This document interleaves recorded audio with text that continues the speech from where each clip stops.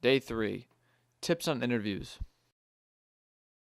We went into the community and asked local business owners and people in corporate America some common interview tips and what makes high school students stand out in a positive way.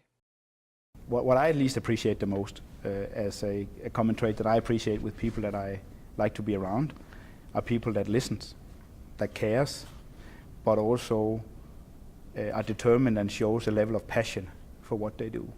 I think those people, no matter what profession you're in, or those skills, no matter what profession you're in, to me are critical. And sometimes passion can be misinterpreted as having too much drive and only being a little bit self-centered. And of course that's a fine line. When are you self-centered and when are you just passionate about what you do? And I would of course always urge to be careful about that. But it's boring to be with people that are not passionate about what they do. It's also not very enlightening to be with people that are not caring, because you want to be with people that don't only care about themselves but care about people around them. And I don't think you can be caring unless you listen.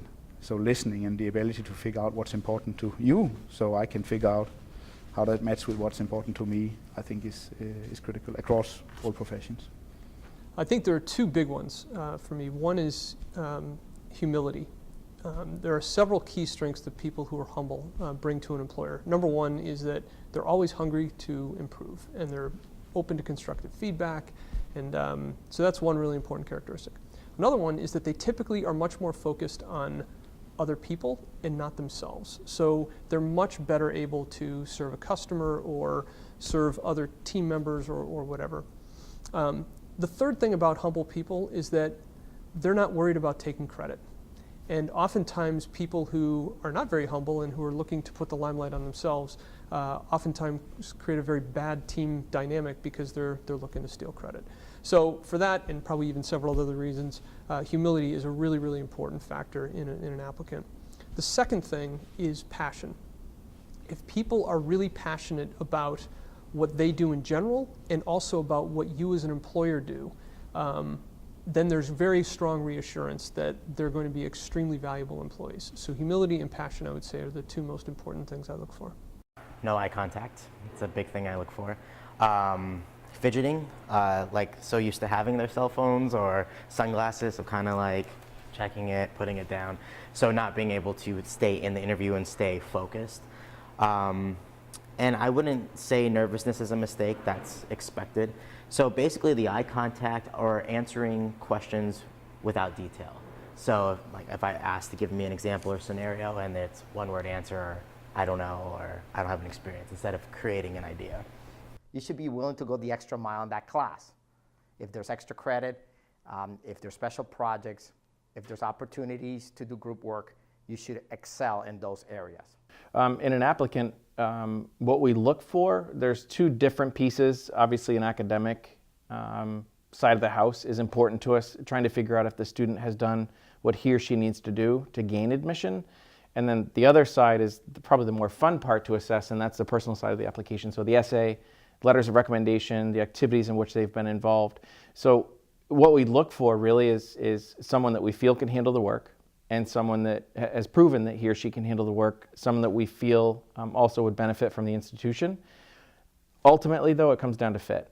So determining which students are going to come to our campus, and we have a pretty distinct mission. Every college typically does. So we want to make sure that the students that are coming to our campus are a good fit and will enjoy their experience with us. I think one of the most important aspects of skills that we need for the future that is not necessarily prevalent today is what is populistically called creative problem solving. The ability to go beyond what we are taught in schools as 1 + 1 = 2, but actually deal with much more complex challenges, because the world is getting much more complex and things cannot be put in nice square boxes anymore. So that ability to deal with complex challenges, ambiguity where there is not always a right or wrong answer, and that's not typically how we teach kids today. I think it's a critical skill to teach yourself for the future.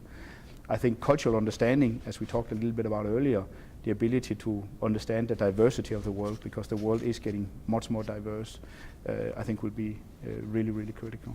And then passion. As I've said many times, without passion, it always gets too boring. And if it's boring, you won't thrive and you won't succeed. I do my interviews, I'm looking for a lot of things at once. I'm looking for personality, being outgoing. Even if you're nervous, you can kind of gauge a person's personality, like if they're friendly, if they're kind of closed off, if they're going to get along with other people, if they're going to interact well with customers. So I look at personality, I look at the kind of answers they provide, whether they're taking the interview seriously or not, or just trying to get a job for the sake of having it, and not actually interested in the particular job they're hiring for.